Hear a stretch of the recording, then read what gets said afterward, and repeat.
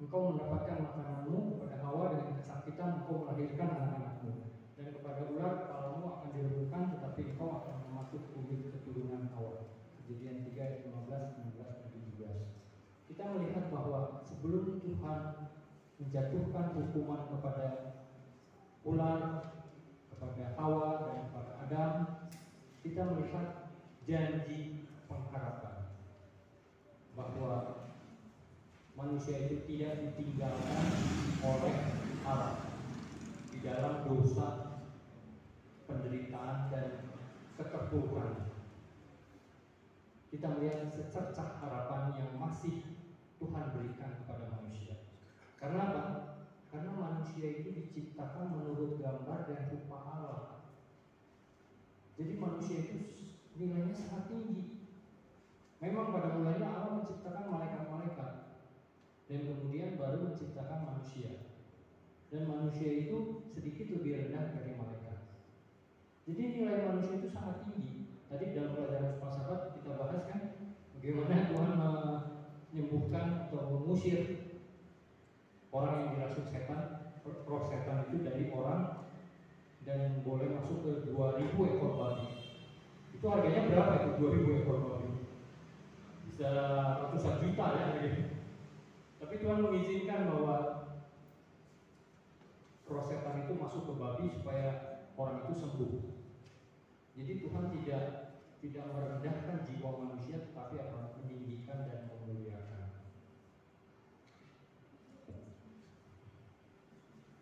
Adam dan Hawa dengan penuh pengharapan menantikan kelahiran Mesias. Jadi mereka tahu akan datang Mesias yang akan menebus kesalahan mereka, akan memberikan kesempatan kedua bagi mereka untuk bisa kembali ke dalam Taman Eden, karena mereka sudah diusir jadi keluar dari Taman Eden. Tetapi waktu Tuhan tidak sama dengan waktu manusia. Mereka berpikir, wah, anak kami yang pertama Kain, dia akan menjadi Mesias, pikir mereka. Tetapi diperlukan lewat waktu 4000 tahun lamanya sebelum Mesias itu lahir menjadi manusia berdaging dan hidup di tengah-tengah manusia. 4000 tahun, bayangkan, baru janji itu digenapi dengan kelahiran Yesus. Lalu pertanyaannya, kenapa harus 4000 tahun?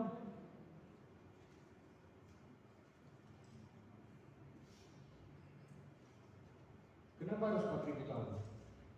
Mungkin ada yang bisa berpendapat. Pak Niko mungkin, kenapa harus 4000 tahun Pak Niko?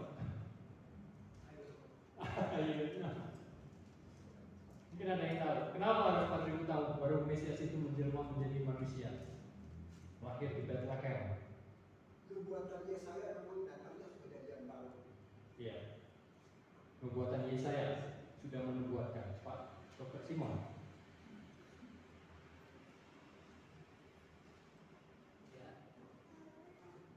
Kedatangan Yesus itu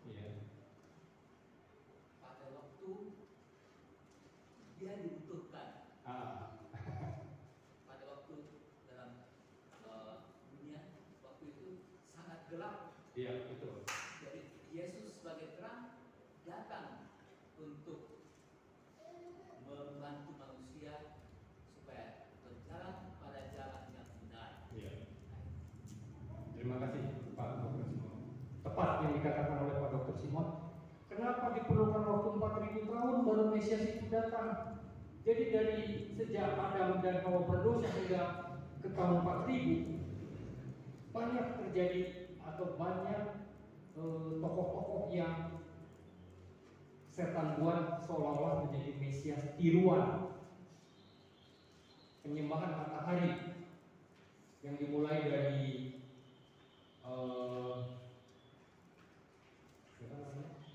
Semiramis,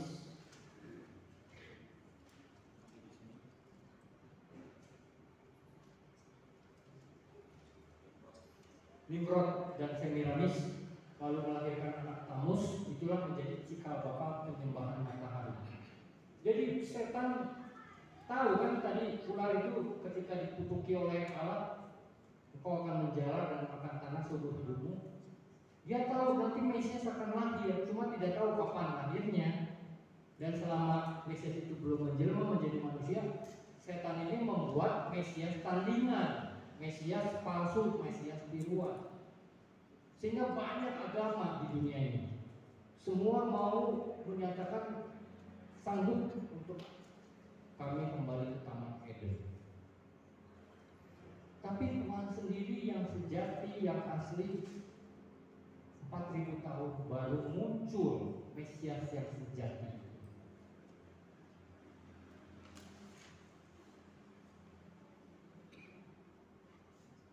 Kemudian ketika Yesus menjelma menjadi manusia itu dalam pemerintahan superpower dunia, yang mana superpower dunia 4.000 tahun pada zaman Roma, Kaisar Roma. Jadi kalau kita lihat patung Daniel, Nebukadnezar itu kepala Babylon, emas, dada perak Media Persia, perut tembaga Yunani, dan kaki besi adalah Roma. Dan pada zaman besi inilah Mesias itu lahir. Yesus itu lahir di bawah kekuasaan Kaisar Tiberius. Ada dalam kitab Lukas ya. Jadi Yesus lahir, tadi dikatakan oleh Pak Dr. Simon, ketika dunia ini begitu gelap, ketika nilai manusia itu paling rendah serendah-rendahnya. Pada zaman pemerintahan Roma itu manusia itu hampir tidak ada harganya, dijadikan budak, dijadikan pemuas hawa nafsu. Pada masa kekuasaan Roma inilah Yesus lahir, guna memberikan suatu kehidupan yang sempurna. 33 tahun Yesus hidup di muka bumi ini. Dia menghidupkan suatu kehidupan sempurna tanpa dosa. Dan di akhir kehidupannya yang 33 tahun itu dia harus apa? Mengorbankan dirinya mati sebagai penebus manusia. Jadi Yesus peranannya pertama menghidupkan suatu kehidupan yang sempurna tanpa dosa. Kemudian kedua, di akhir kehidupannya yang sempurna itu dia harus mati sebagai penebus dosa manusia. Itu misi Yesus. Makanya tadi dalam diskusi sekolah sahabat kita di kelasnya Pak Buntaran,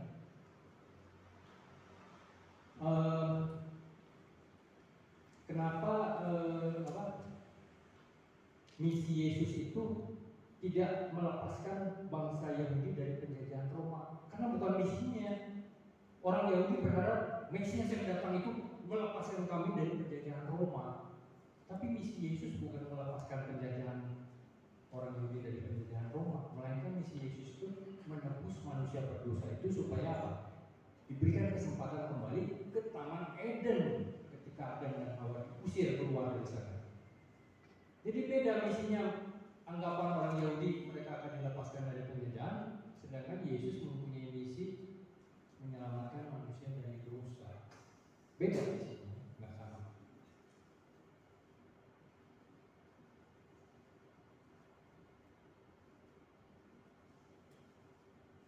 Dalam menyelamatkan manusia, Yesus memakai diagram pelayanan bait suci.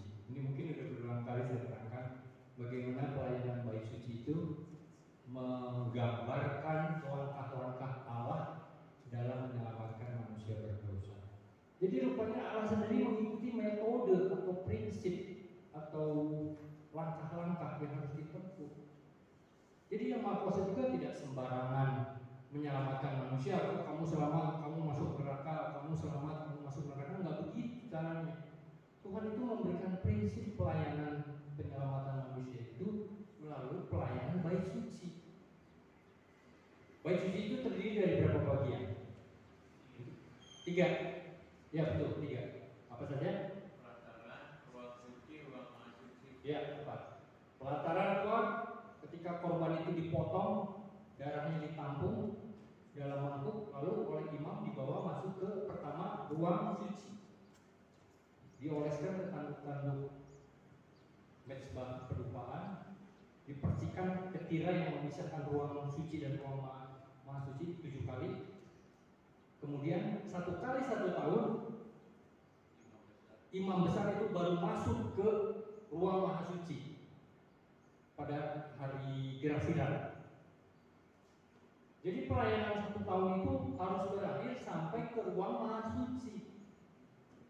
Kalau masih di pelataran itu belum selesai. Tapi denominasi Protestan pada umumnya mereka hanya mengatakan yang di pelataran korban Yesus mati di kayu salib menyelesaikan masalah dosa. Jadi mereka ada juga aliran Calvin ya. Sekali selamat tetap selamat. Tapi belum selesai, itu pun baru di pelataran, baru di halaman. Kan darah itu kan harus dibawa masuk oleh imam ke ruang maha suci. Inilah Yesus lakukan ketika dia disalib, mati dan bangkit di hari ketiga. 40 hari dia menampakkan dirinya kepada murid-muridnya dan umat percaya bahwa dia hidup. Di akhir 40 hari itu dia naik ke sorga. Di sorga itu ada bait suci yang sama dengan bait suci bangsa Israel. Karena Musa ketika disuruh membuat bait suci itu, dia naik ke atas gunung Sinai. Lalu Tuhan berkata apa? Buat bait suci sesuai dengan pola yang aku tunjukkan kepadamu.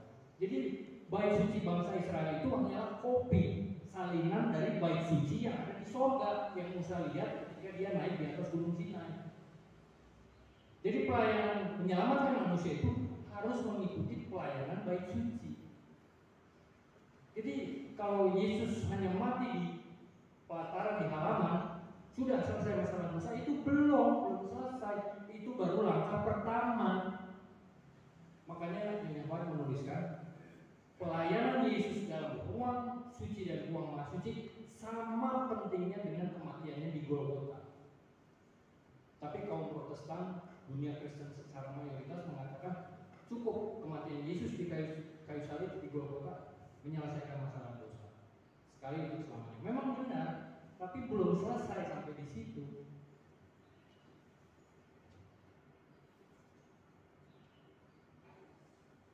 Ini tadi sudah dikatakan Pak Ari. Pelataran adalah tempat memotong domba. Kemudian setelah itu ada bejana pembasuhan melambangkan upacara baptisan. Ketika kita percaya Yesus sebagai juru selamat, kita harus dibaptis. Dibaptis juga banyak caranya. Ada yang dipercik, ada yang dikibarin bendera, ada yang diselamkan. Mana yang benar? Ya yang diselamkan lah, seperti Yesus diselamkan di Sungai Yordan oleh Yohanes Pembaptis. Lalu darah domba itu dimasukkan ke ruang suci. Ketika imam itu mengoleskan ke tanduk-tanduk mesbah perlupaan dan memercikan ke tirai yang memisahkan antara ruang suci dan ruang maha suci. 7 kali dipercikan. Artinya apa? Dengan korban, dengan darah ini, tuntutan hukuman mati itu sudah dibayar dengan darah. Karena upah dosa itu maut. Dosa itu harus diselesaikan dengan darah, dengan penumpahan darah. Baru dosa itu selesai masalahnya. Dan 1 tahun imam besar itu masuk ke ruang maha suci dan dia menyediakan 2 kambing Azazel, 1 dan 1 kambing yang dipotong. Kambing yang dipotong untuk menghapus dosa, kambing Azazel untuk ditumpangi tangan. Di akhir upacara Grafira di ruang maha suci itu 1 kali 1 tahun, itu sekitar September dan Oktober ya, kalau kalender modern September Oktober. Imam besar tumpang tangan ke kambing Azazel. Semua dosa jemaah Israel pada zaman itu dipindahkan kepada kambing Azazel. Setelah selesai, kambing Azazel ini nanti dibawa keluar dari tempat bait suci ke padang belantara, dilepaskan sampai apa? Dia mati sendiri. Melambangkan apa itu kambing Azazel? Melambangkan setan. Setan yang akan menanggung semua dosa manusia seluruh dunia, karena dia biang keladinya dosa. Melambangkan setan yang nanti akan dibinasakan dalam api neraka. Jelas kan prinsip pelayanan bait suci itu harus kita pahami. Tapi kalau denominasi ataupun pengajaran Kristen tidak mau belajar tentang pelayanan bait suci, dia nggak akan ngerti. Ya itu makanya tadi timbul pengajaran Yesus mati di Golgota sekali untuk selamanya, beres masalah dosa, sekali selamat tetap selamat.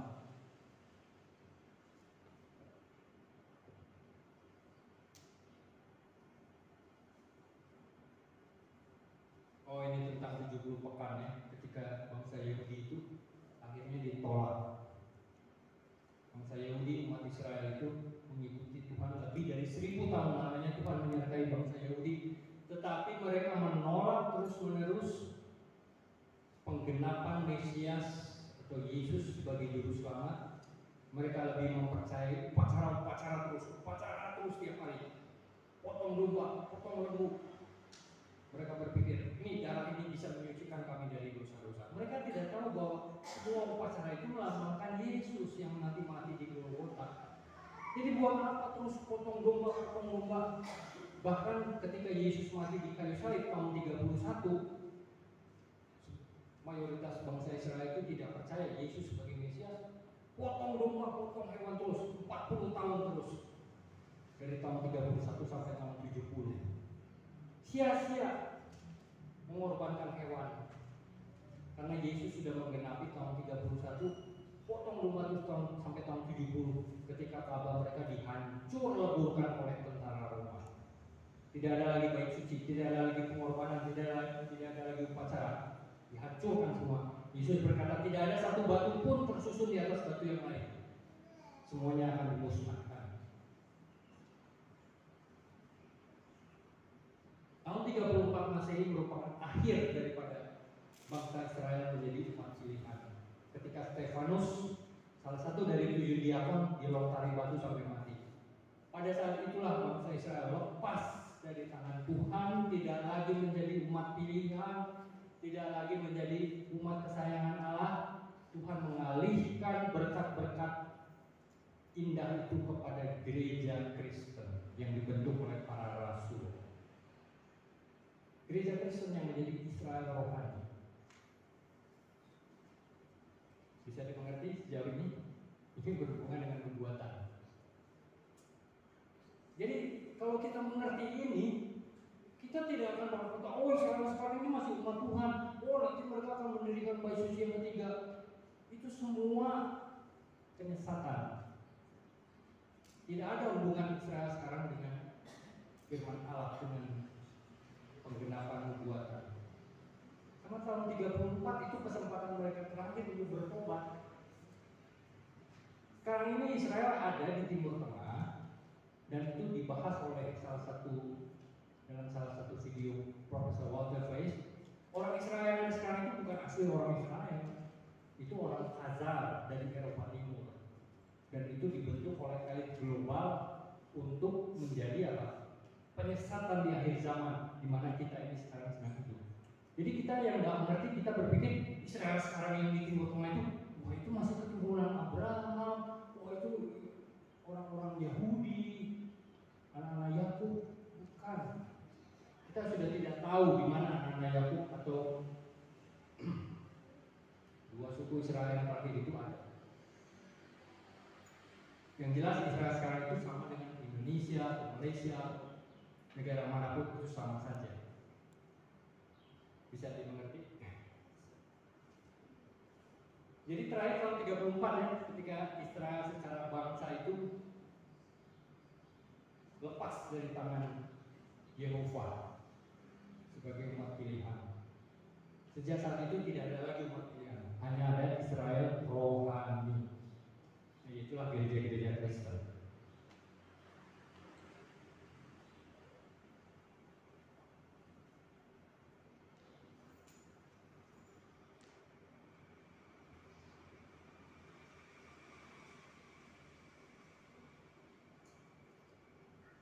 Saya mencapai bagian akhir dari pemaparan firman Tuhan ini. Ini adalah sebuah video yang saya download dari YouTube. Ini mencakup pelayanan Yesus. Ada surga yang turun nanti ke bumi, ada buku-buku di surga yang mencatat semua perbuatan atau nama kita dalam kitab ayat. Jadi ini visualisasi supaya kita lebih memahami. Ini durasinya 6 menit. Coba kita bisa di-play. Ada suaranya.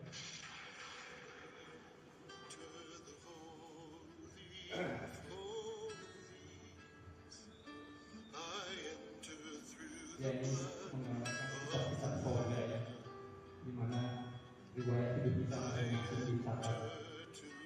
Jadi canggih ya, sorga itu canggih kata mereka.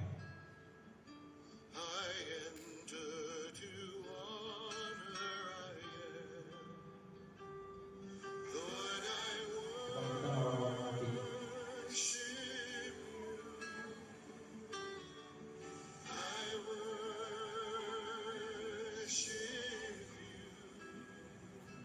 Ini gambaran tentang sorga.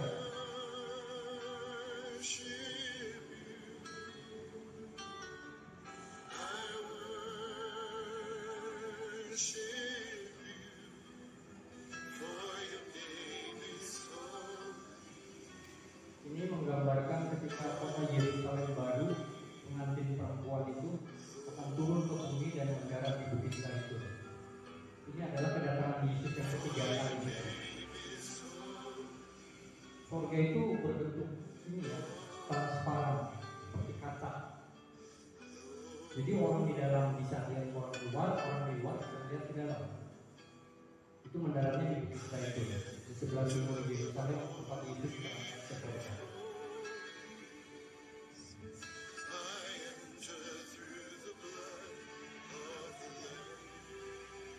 Oh, ini bait suci yang ada dalam kerajaan sorga. Yang pertama itu langsung ruang suci. Ruang suci itu terdiri dari 3 prabot ya. Meja roti sajian, meja perumpamaan, dan 7 hadiah.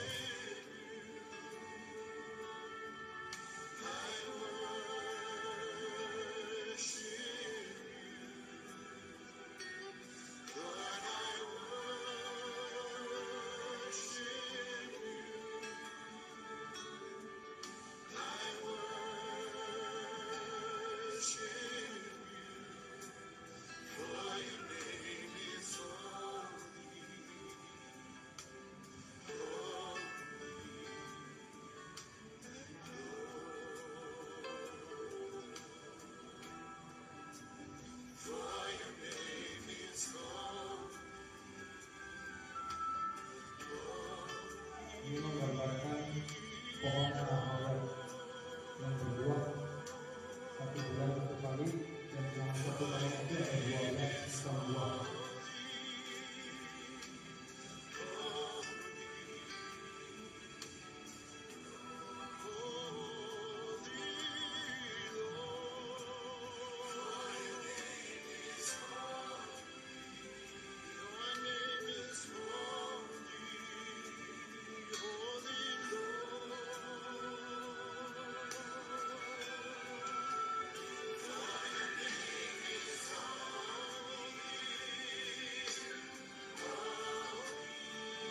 Nanti kita memasuki ruang suci lebih baik yang di sorga. Baik yang di sorga itu dilihat dari 3 orang ya. Pertama Musa di kitab Sinai, kedua oleh Yohanes dalam kitab Wahyu, dan ketiga oleh Paulus. Ini mezbah pengorbanan ketika hewan dipotong di sini, nama kematian Yesus di Golgota. Kemudian masuk kita ke ruang yang suci dengan 3 perabotan tadi, meja roti, 7 hadiah, dan mezbah perumpamaan. Inilah ruang yang dimasuki Yesus ketika dia naik ke surga setelah kematiannya tahun 31 Masehi. Yesus melayani umat-umatnya di ruang suci.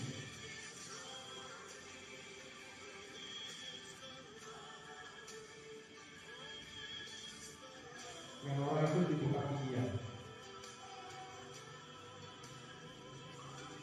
Ini nampaknya bait suci pada zaman Salomo, Raja Salomo.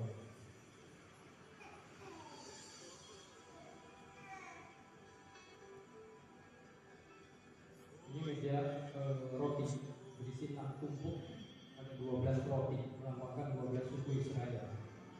Ini meja mezbah perupaan, rupa itu dibakar melambangkan doa-doa umat. Dan kita masuk ke ruang maha suci. Di dalam ruang maha suci itu ada tabut perjanjian. Di dalam tabut perjanjian itu berisi 10 hukum Tuhan, 2 rok batu berisi 10 hukum Tuhan, mangkuk yang berisi mana, dan tongkat Harun yang berbunga.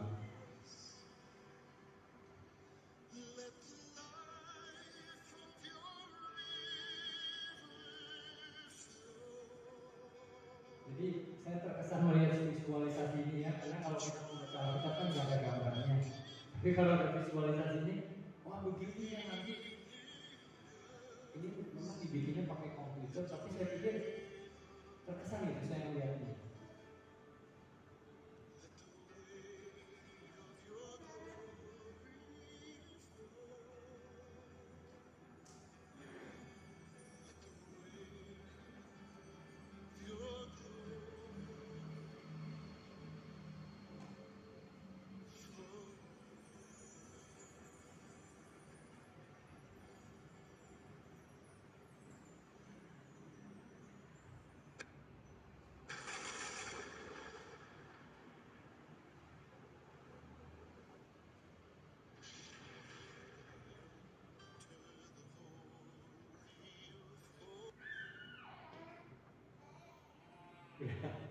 Ya, itulah kurang lebih visualisasi bagaimana ke masa yang akan datang setelah kedatangan Yesus kedua kali. Kita diangkat ke sorga, kemudian bumi ini sunyi senyap selama 1000 tahun. Kita membuka catatan-catatan orang berdosa yang tidak selamat selama 1000 tahun. Itu pekerjaan umat Tuhan di sorga. Dan di akhir 1000 tahun itu sorga akan turun ke bumi ini, dan disitulah sorga dikepung oleh umat-umat yang jahat, yang tidak selamat. Lalu turunlah api dari sorga membakar semuanya menjadi neraka. Itulah skenario yang dipaparkan di dalam kitab Wahyu. Kiranya pekabaran pada saat ini boleh meneguhkan iman percaya kita masing-masing bahwa kita memiliki pengharapan untuk apa? Kembali ke